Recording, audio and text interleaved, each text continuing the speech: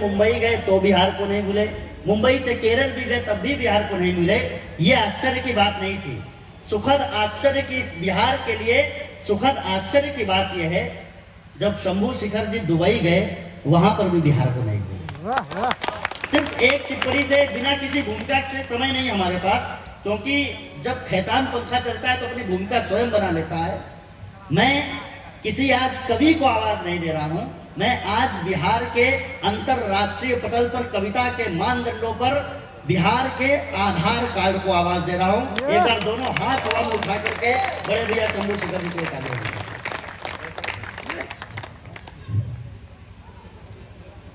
आप सभी को प्रणाम करता हूं।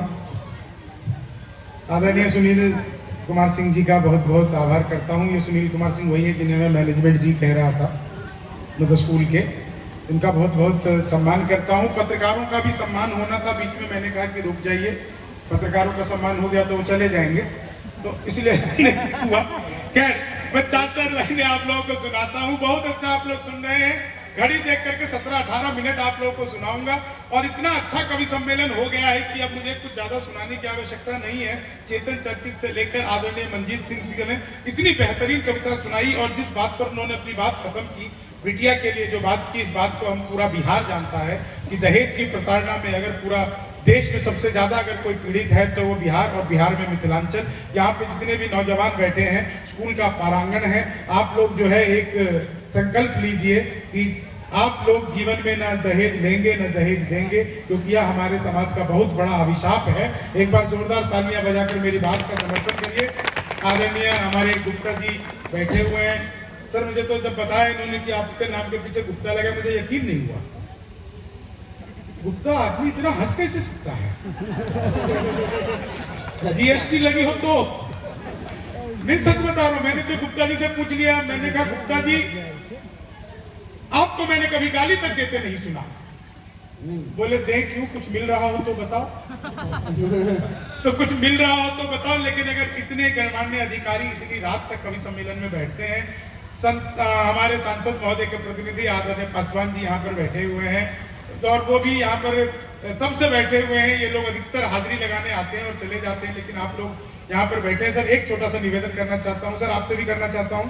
आप आदरणीय सांसद महोदय तक ये बात पहुंचा दीजिएगा, और प्रशासन के भी लोग बैठे हैं। गुप्ता जी, आपसे भी निवेदन करना चाहता हूँ। पुलिस के भी लोग बैठे हुए हैं। बेगूसराय सर मैं कई बार आ चुका हूँ, बकरी भी पहले आ चुका हूँ। एक छोटा सा, मैं यहाँ की सड़कों पे घूमा तो मुझे एक चीज लगा, पत्रकार लोग कृपया ध्यान दें, सभी लोग इस पे देखिए। मैं आप लोगों से सर एक निवेदन करना चाहता हूँ कि कृपया जिस मटेरियल से स्पीड ब्रेकर बनवाते हो, उसी मटेरियल से सड़क भी बनवाया करो। स्पीड ब्रेकर एक बार बनता है, 3-4 साल नहीं टूटता है, सड़क हर बार टूट जाती है। काम वही है, मटेरियल बदलना है, बस इतना छोटा सा काम करना है। और बहुत ही बेहतरीन आप लोग सुन रहे हैं, क्या शानदार है। मैं तो बता रहा था, मंजीत जी बड़े हाजिर जवाब कवि हैं। यहाँ पे जैसे ही हम बकरी में घुसे तो हमने देखा कि अद्भुत सा दृश्य था। 2 आदमी आधे घंटे से आपस में गाली गलौज कर रहे थे। मंजीत जी गए, इन्होंने समझाया, तब मारपीट हुई।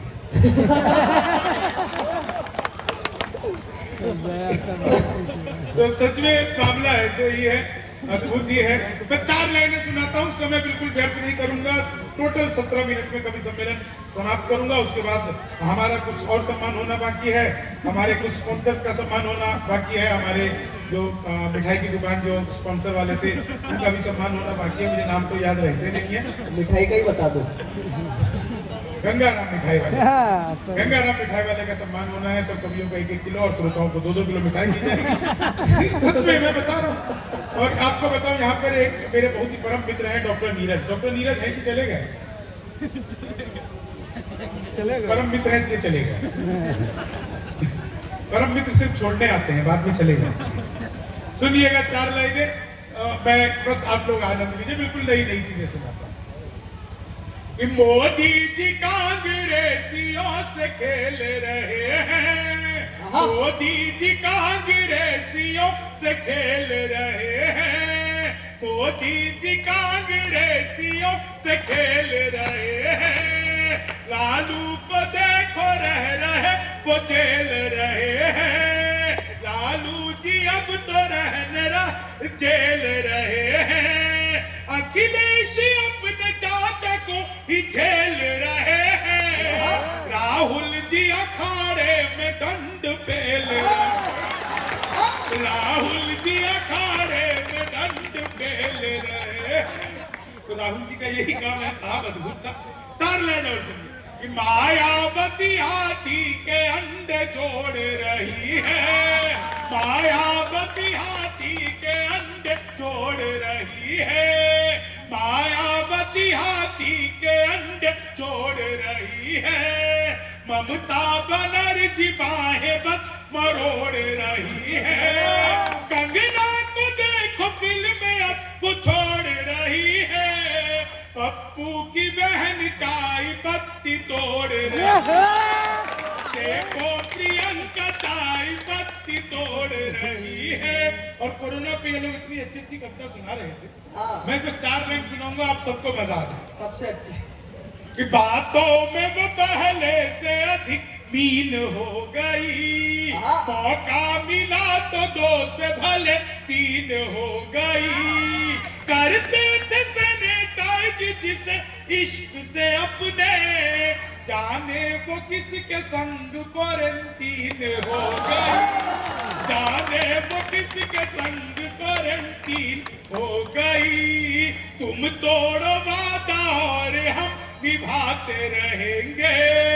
नाराजगी ऐसे भी हम जताते रहेंगे। जब तक नहीं आते हैं 15 लाख खाते में, तब तक तुम्हें मोदी जी हम जिताते रहेंगे। तब तक तुम्हें मोदी। लोग बता रहे हैं आजकल हमें कि पेट्रोल और डीजल के दाम बढ़ गए। मैं एक आसान सा तरीका बताता हूँ। एक तो गैस के दाम बढ़ गए, इंडक्शन खरीद लो, बिजली मिल ही रही है। इतना आसान सा तरीका है। लेकिन सुनिएगा पेट्रोल और डीजल के दाम कि किस्मत की लकीरों को खुद ही चूम लीजिए और साथ अपने पूरा ही हुजूम लीजिए। पेट्रोल और शराब की कीमत समान है। अब घूम लीजिए या आप झूम लीजिए। अब घूम लीजिए या आप झूम लीजिए। 4 लाइन और सुनिएगा। यहाँ पे कमल उत्तर प्रदेश से आए हैं, वीर रस की कविताएं करते हैं। पहले ये प्रेम रस की करते थे। योगी बाबा की सरकार आई तो वीर रस की करनी। योगी जी ने प्रेम पर प्रतिबंध लगाया। उत्तर प्रदेश में योगी बाबा से पहले ये स्थिति थी कि कोई लड़की घर से बाहर निकले तो माँ बाप 4 घंटे बाद पूछते थे बेटा कहाँ रहेगी, कब लौटेगी। अब हालत ये है कि कोई लड़का घर से बाहर निकले, माँ बाप हर 2-3 घंटे में पूछते रहते हैं बेटा किसी स्कूल कॉलेज के बाहर मुर्गा तो नहीं बना। Anti Romeo Uttar Pradesh Yogi ji. और 4 लाइनें रमन जी सुनिएगा कि जुल्फों में उंगलियों को पिराने नहीं देते। जुल्फों में उंगलियों को पिराने नहीं देते। कलियों के पास भंवरे को जाने नहीं देते। इतनी सी शिकायत है हमें योगी आपसे, खुद से न पटी हमको पटाने नहीं देते। खुद से न पटी हमको पटाने। अच्छा एक धारा ये बता रहे थे 370, उससे पहले खत्म हो गई थी 377। आर्टिकल 377। सुनील सर सुनिएगा क्या है, मैंने साहित्य में जोड़ दिया इसको। लिबका समझ के लाए थे माजा निकल गया। यही है। लिबका समझ के लाए थे माजा निकल गया। ताजे की थी तलाश तो बासा निकल गया। कानून जब बदला खुली रिश्तों की हकीकत, चाची समझ के लाए थे चाचा निकल गया। चाची समझ के लाए थे चाचा निकल गया। भगवान मेरा साथ आप यूं भी निभाना, किस्मत के खेल में मुझे ऐसे ही जिताना। राहुल की तरह चाहे बीत जाए जवानी, लेकिन बुढ़ापे में अनुप जलोटा बनाना। लेकिन बुढ़ापे में अनुप जलोटा बनाना, चीनी को जमा करके फिर से गन्ना बना दूं। मैं तो अद्भुती कवि हूँ। क्लास में अध्यापक आया, बोले कौन बेवकूफ है, खड़ा हो जाए तो मैं ही खड़ा हूँ। बोले तुम बेवकूफ हो। मैंने कहा नहीं सर, आप अकेले खड़े अच्छे नहीं लगते। चीनी को जमा करके फिर, क्या सुनील सर हंस रहे इस बात पे, चीनी को जमा कर। संस्कृत के अध्यापक आ गए, बोले तब सो माँ ज्योति को मैं आज का हिंदी में अनुवाद करो। मैंने किया, माँ तू सो जा, मैं ज्योति के पास जा रहा हूं। चीनी को जमा कर। हिंदी के अध्यापक आ गए, बोले राहुल गांधी देश के प्रधानमंत्री बनेंगे, इसमें कौन सा अलंकार है? मैंने कहा कि असंभव अलंकार है। चीनी को जमा। मोदी जी चले गए थे, नासा वैज्ञानिकों ने 2 मिसाइलें दे दी। मोदी जी ने पूछा मिसाइलों का मैं क्या करूंगा? वैज्ञानिक बोले सर आपको तो आदत है, फेंक देना। चीनी को जमा करके फिर से, मैं सच बता रहा हूँ, अंग्रेजी के अध्यापक आ गए, बोले खूबसूरत लड़की को अंग्रेजी में क्या कहते हैं? मैंने कहा खूबसूरत लड़की को अंग्रेजी में आई लव यू कहते हैं। चीनी को जमा करके फिर से। गणित के अध्यापक आ गए, बोले एक्स की वैल्यू बताओ। मैंने कहा जो हमें छोड़कर चली गई हमारी नजरों में उसकी कोई वैल्यू नहीं। चीनी को जमा करके फिर से। कमाल है, यहाँ के बुढ़े भी इस बात पर हंस रहे हैं, इन्हें भी एक्स की वैल्यू। चीनी को, इन्हें तो वाई जेड की वैल्यू भी पता होगी, तुम्हें क्या पता?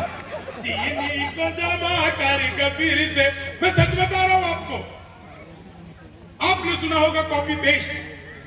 इस कॉपी पेस्ट का आविष्कार हिंदुस्तान में हुआ और यहाँ की नारी शक्ति ने किया, महिलाओं ने किया। वो नीचे वाले होठों पर लिपस्टिक लगाती है,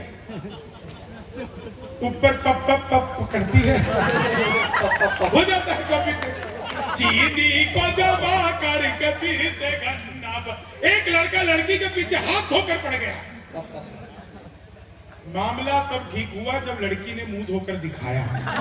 चीनी को जमा करके फिर से गन्ना। हिंदी के अध्यापक आ गए, बोले आमंत्रण और निमंत्रण में फर्क बताओ। मैंने कहा जो निमंत्रण नीम के पेड़ के नीचे से दिया जाता है उसे निमंत्रण कहते हैं, जो आम के पेड़ के नीचे से दिया जाता है उसे आमंत्रण कहते हैं। चीनी को जमा करके फिर से गन्ना बना दूं। हिंदी के अध्यापक फिर आ गए। मैं सच में बार बार हिंदी वाले बहुत आते हैं और हमें पढ़ाने लगे राम स्वरूप पैदा हुए, फल स्वरूप मर गए। मैंने कहा राम स्वरूप पैदा होगा तो राम स्वरूप ही मरेगा, फल स्वरूप कैसे मरा? तो बताते थे कि राम स्वरूप बीमार हुए, फल स्वरूप मर गए, और बताते थे परिणाम स्वरूप मर गए। हमें समझ में नहीं आए तीनों में से मरा कौन? चीनी को जमा कर। गणित के अध्यापक आ गए, बोले मैंने तुम्हारे पिताजी को 2000 रुपए 6% ब्याज पर 10 दिन के लिए 10 दिन बाद कितना लौटाएंगे? मैंने कहा वो नहीं लौटाएंगे। बोले क्यों, तुम्हारे पिताजी गणित नहीं जानते? मैंने कहा आप मेरे पिताजी को नहीं जानते। चीनी को जमा करके फिर से गन्ना बना दूं। मैं तो ट्रेन में आ रहा था, बीच वाली बर्थ पर सो रहा था, ऊपर 30-40 साल की, नीचे 80-90 की। तो 30-40 ने 80-90 से पूछा, बोली बहन तेरी उम्र क्या है? वो 80-90 30-40 वाली से बहन सुनते ही एक्स्ट्रा प्रेशर में आ गई। बोली होगो के 18-20। अब उसने उससे पूछ ले तेरी क्या है? बोली होगी 38-40। मैं तो बीच के बर्फ से धड़ाम से नीचे गिरा। बोली भाई साहब क्या कर रहे हो? मैंने कहा जी पैदा होने की कोशिश। चीनी को जमा करके फिर से गन्ना बना दूं। मैं सच बता रहा हूँ आपको, कितना बढ़िया आप लोग सुन रहे हैं। मैं पहले भी बेगूसराय आया हूँ शहर में सर। बेगूसराय की खूबसूरती बता रहा हूँ आप लोगों को। 15 मिनट के रास्ते को 45 मिनट बनाने की कला जो यहाँ के ऑटो वाले जानते हैं वो किसी को हासिल नहीं है। सच बता रहा हूँ आपको, किसी को हासिल नहीं। मैं ऑटो में घूम रहा था, ऑटो वाला 45 मिनट तक मुझे घुमाता रहा, लगातार अल्ताफ राजा के गाने गा रहा था। मैंने 45 मिनट बाद पूछा अल्ताफ राजा के बहुत बड़े फैन लगते हो? बोला नहीं मैं ही अल्ताफ राजा हूँ। और मैं तो आपको सच बता रहा हूँ साहब, मिठाई की यहाँ पे चल रही है आजकल, वो डिजिटल इंडिया शुरू हो गया है। मोदी जी ने शुरू कर दिया डिजिटल इंडिया। तो वो क्या मिठाई वाले का नाम था सर? गंगाराम। तो मैंने अखबार में विज्ञापन देखा, हमारे यहाँ से मिठाई मंगवाइए, गंगाराम मिठाई वाले से मिठाई मंगवाइए, फोन पर डायल करिए, अपनी मनपसंद मिठाई मंगवाइए। मैंने कहा ये पिज्जा बर्गर तो खूब मंगाया था, मिठाई कैसे मंगवाइए? तो मैंने अखबार में दिए हुए नंबर पर डायल किया तो उधर से डिजिटल इंडिया शुरू हो गया। डिजिटल इंडिया, हाँ। नमस्कार, गंगाराम स्वीट कॉर्नर पर मिठाई की दुकान पर आपका स्वागत है। मिठाई लेने के लिए 1 दबाइए, समोसा नमकीन के लिए 2 दबाइए, चाट पापड़ी के लिए 3 दबाइए, आजकल सब एक ही दुकान पे मिल जाता है। मुझे मिठाई चाहिए थी, मैंने एक दवा दिया। बोले लड्डू लेने के लिए एक दवाई, बर्फी लेने के लिए 2 दवाइयाँ, कलाकंद लेने के लिए 3 दवाइयाँ, जलेबी लेने के लिए 4 दवाइयाँ। मुझे लड्डू चाहिए था, मैंने एक दवा दिया। बेसन के लड्डू लेने के लिए 1 दवाई, मोतीचूर के लड्डू लेने के लिए 2 दवाइयाँ, गोंद के लड्डू लेने के लिए 3 दवाइयाँ, तिल के लड्डू लेने के लिए 4 दवाइयाँ। मुझे बेसन का लड्डू चाहिए था, मैंने एक दवा दिया। 1 किलो लेने के लिए 1 दवा, 2 किलो लेने के लिए 2 दवाइयाँ, 3 किलो लेने के लिए 3 दवाइयाँ, 100 किलो लेने के लिए 4 दवाइयाँ। एक दबाना था, गलती से 4 दब गया। फिर मैंने वही किया जो आप भी करते, तुरंत ही फोन काट दिया। 1 मिनट बाद इनकी फोन आ गई, नमस्कार, हम गंगाराम स्वीट कॉर्नर मिठाई की दुकान से बोल रहे हैं, आपके यहाँ से 100 किलो बेसन के लड्डू का ऑर्डर आया है, मिठाई किस पते पर भिजवानी। मैंने कहा तो फंस गए। लेकिन सब फंस गए तो काहेगा मैथिल काहेगा बिहारी, हम लोग कभी नहीं फंसते। बोले जी आपके यहाँ से 100 किलो बेसन के लड्डू का ऑर्डर आया है, मिठाई किस पते पर भिजवानी है। मैंने कहा यार ये फोन किसने किया मुझे तो पता। घर में हम 9 भाई हैं, सबसे बड़े वाले से बात करने के लिए 1 दवाई है, उससे छोटे से बात करने के लिए 2 दवाई है, उससे छोटे से बात करने के लिए 3 दवाई है। आप लोग जोरदार तालियां बजाइए। चीनी को जमा करके फिर गन्ना बना दूं। अपना तो मामला दूध है। मोदी जी आगे थे, आपको याद है 8 तारीख को, भाई और बहनों। अच्छा एक टिप्पणी करता हूं, मैंने पिछले दिनों मोदी जी से पूछा, मैंने कहा मोदी जी आपकी नीयत क्या है। मोदी जी बोले मेरी नीयत पाक साफ है।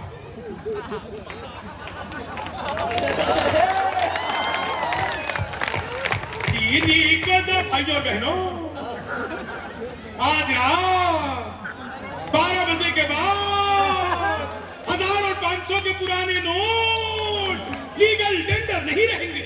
इतना सुनते ही पति बड़ा खुश, उसे आज भी उम्मीद है मोदी जी किस दिन रात को 8 बजे आएंगे।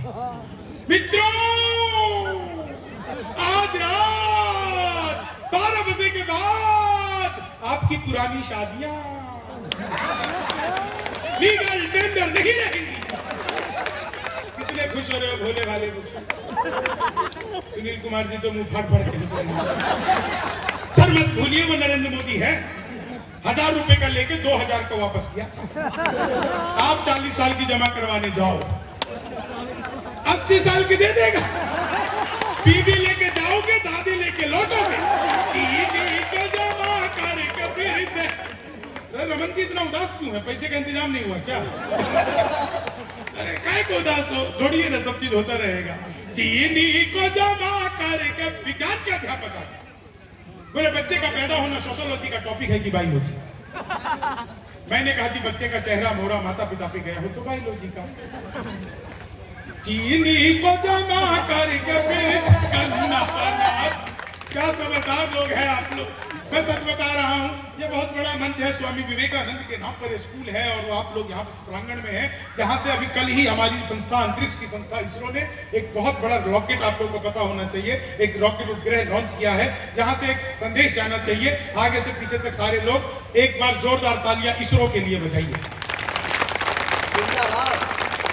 गुप्ता जी, इसरो के लिए तालियां बहुत जरूरी थी, क्योंकि इसरो से मेरा बचपन का नाता है।